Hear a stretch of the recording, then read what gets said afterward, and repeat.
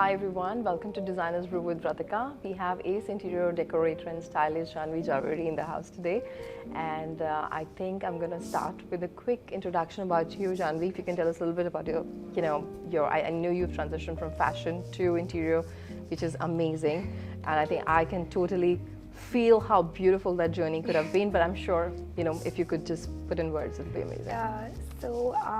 I started my career in fashion, and growing up, that was something that I always kind of looked forward to. So when it came to like actually getting a job once out of college, that was the first thing that came into my mind. And I've worked ever since. I previously worked with Reliance as a buyer for like some of the American brands like Kate Spade, Furla and BCBG. Wow. And it was really funny, but like I was 3 years into my job and I was like, okay, I think I'm kind of done. You reach like a kind of like a little saturation point in your life where you're like, okay, I need this is not something I want to do forever. Yeah, exactly. And I loved my job, so it was a very bittersweet moment for me. But I was like, okay, if I don't take a leap and do something different, this is the time, Correct. I'm still young, but I'm old enough that I have a little bit of experience to take me forward. And that's when I did it. I put in my papers, and I was just kind of thinking, what else? What can I do? So I think what really worked for me is I recognized my strengths in the fashion space, and I took that forward into the home space. When I started researching home, I felt that there was such a big gap in interiors, right? You have the architect or the interior designer who creates the base of the home, right? Lovely homes, rich marbles, beautiful finishes, great furniture. But things were still incomplete, right? Absolutely. Without the layer of styling, your house is still incomplete. So your interiors can be really good, but it's not a complete home without that last layer. For sure, And I realized that a lot of people's houses were really well done, but very incomplete. And that's when I was like, absolutely, this is the market that I want to be in, So I really took my strengths, which were visualization, putting things together, color schemes and things like that. And that was how I made my switch to fashion, to interiors. It was a very whimsical, like it was a very one-off kind of a thing. But I'm glad I did it. Okay, great. And I think just another question is that I believe you have, as you said, from fashion to interior, I believe you, as much as I've read about you, you believe in applying the, principles of harmony and balance and aesthetics. How important is a color palette to you when you look into a space? What is the first thing that comes to your mind, and what is your starting point to start your journey into styling it? Because a lot of people have no clue. Like as you said, the architect has made the house, given it to them, and they're living. And there's so many people I come across, they're like, listen, I love my house, but I need to buy something for it. I don't know what, and I think that's where you... So of course, that's one of the pros and disadvantages of being a stylist. You are kind of bound to what it is, right? Of course. So when I come onto a project, it is already done. The niche is already made. The walls are already done. So the dimensions, the sofas are already. So I have to bring in my creativity working within parameters, which is a challenge. It is for sure. Because I can't be like, hey, I want to highlight this piece, so we redo the walls. That's not good. That's not something that my client would want to hear. Absolutely, right? So this is one of the challenges that we do face, that when we walk into a space, especially at the right end of the project, there are a lot of parameters that bound us, but that's what brings in our creativity. How do we now make this space from a great space to an amazing one? And with what it is, with what artifacts, with what selections, with what color combinations. So of course, color is just one of the few things that we look at, but there are very many things. We're layering things with different kinds of textures.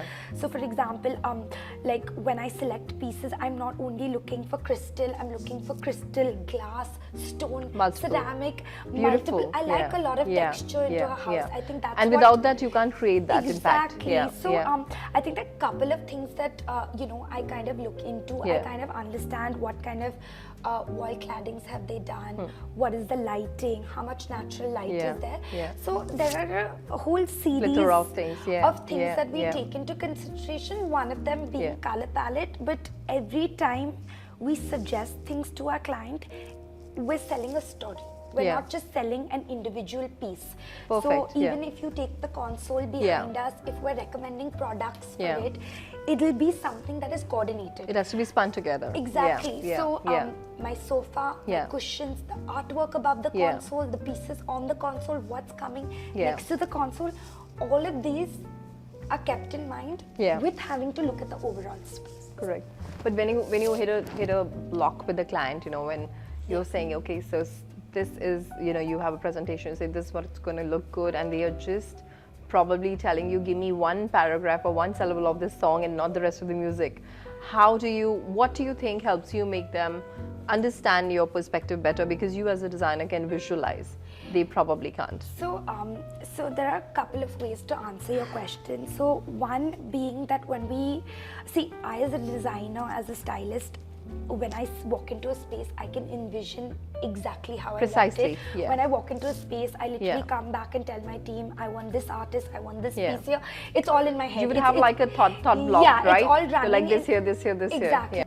But what do you think? Do your clients usually look for personalization and customization, and you know, in this space? And how important do you think, you know, it is? So I think personalization is very important in the role of styling, especially in the styling space. Just because I feel that with the architect and the interior designer, it's kind of you can do just a little bit of that, but when it comes to styling, these are products that you as a client are living with, right? If you didn't like that vase and I put that vase there, you're not going to feel that level of connection.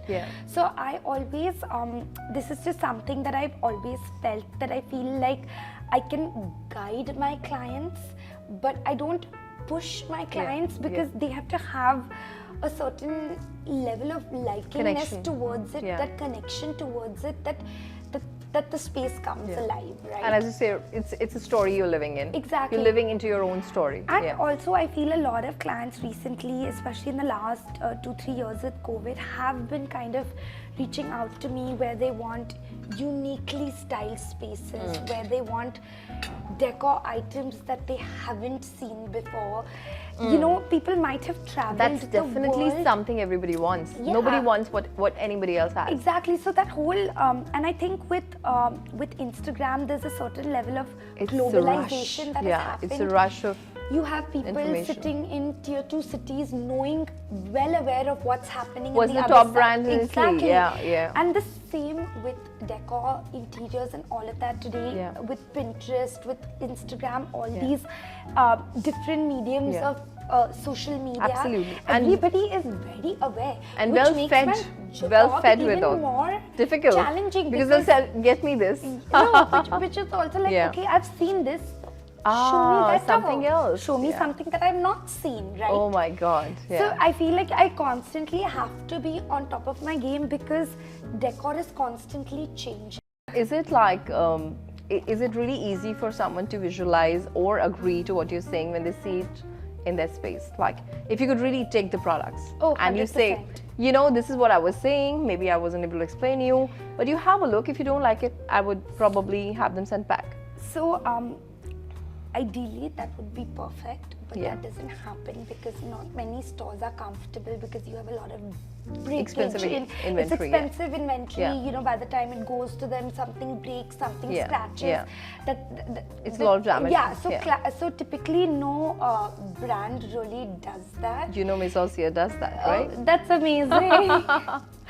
So we do that, and I think as a testament to true luxury. Okay, that's really that's really great, but typically it's a tough one. It's a I've not. What is your one magic trick, Janavi, to make a space look fabulous? If nothing's working out, what would you put right there, and you'll say, okay, voila, it's done. So I would definitely have to say that, you know, we go back to nature with flowers and plants. I think flowers and plants are something that just adds that soft.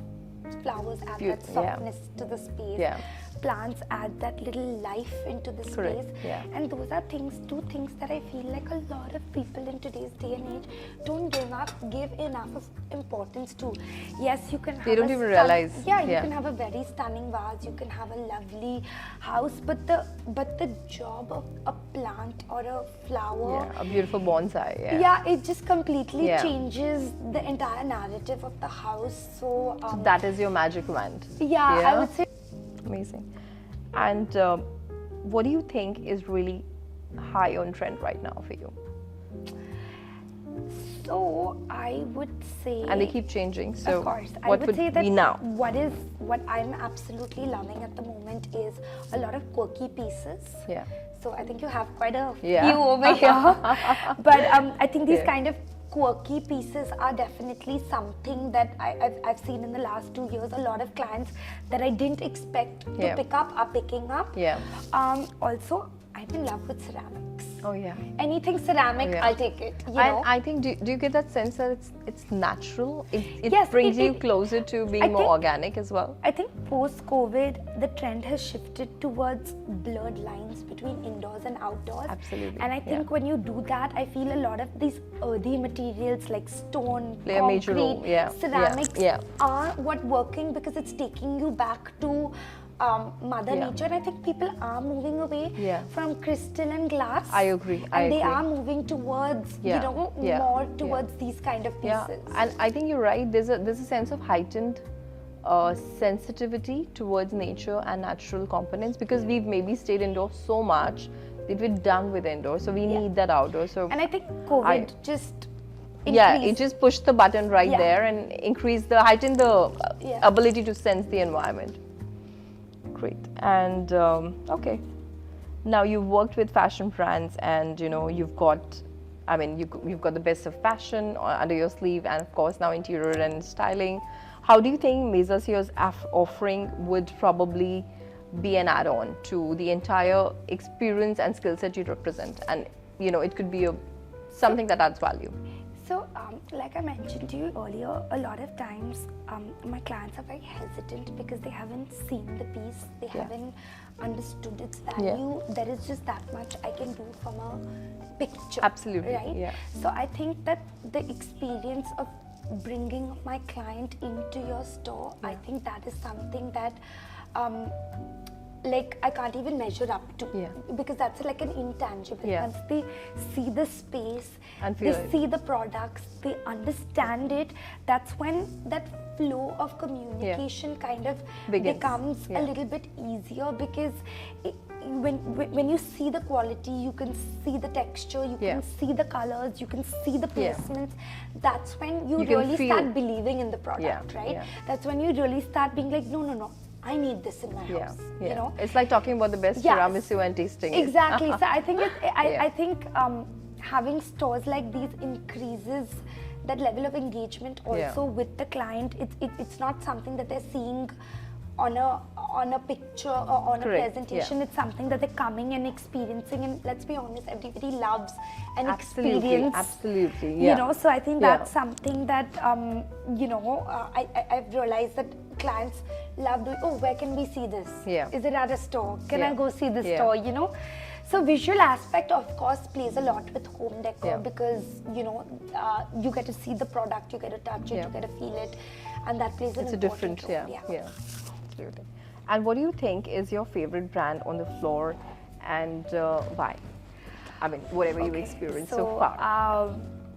This is going to be really hard for me because I absolutely love quite a few of the brands that you represent. From utility to utopia, we used a lot of them across our projects. From a Pinetti, the kind of leather detailing that you get at a Pinetti, whether it's your soap dispenser or whether it's a tray, you get them in a wide array of you know, colors, or whether it's your Foss ceramics. Oh my God, yes. So. I put you in the spot. You have to answer it. But I'm not sure what the brand name is, but I do love the lamps. It's an Italian brand called Petri. It's made in Florence. Okay, so I absolutely, when I walked into this space, I think that was the first thing that I absolutely saw. And I've seen a lot of lighting. I've been to Milan, I've been to Paris with my clients and everything. And I think when I saw that piece, I was, oh wow. And that doesn't happen because I've seen a lot. Like I love like Jonathan Adler, I love all these like different brands. But when I saw that piece, I really thought, Now that's a well curated piece, and what I absolutely love about it, that it is not only the function of a lamp, it is the function of the artwork, and that combination. So I don't need to light my lamp for the beauty of the lamp to be seen. Precisely. Even without the light on, it's such a beautiful piece. It's such a, exactly, it's a piece of art. So I'm very... And it's natural coral sitting right there in your room. So again, you're getting those earthy natural textures, feeling, the natural feeling.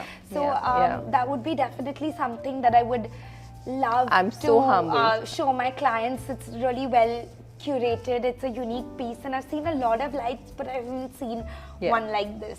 Thank you. I'm so humbled, and I think I really believe in all the artists we curate and keep. And when someone like you, with the kind of knowledge, and you know, I mean, when a client walks in and loves it, I know that that's a job well done. When someone like you loves it, I feel that's, you know, we're hitting the spot, because you have the knowledge, you have the experience, you've seen enough, you've seen the world, and for you to like something, and I think that completes the mission. So thank you, Janavi. It really means a lot.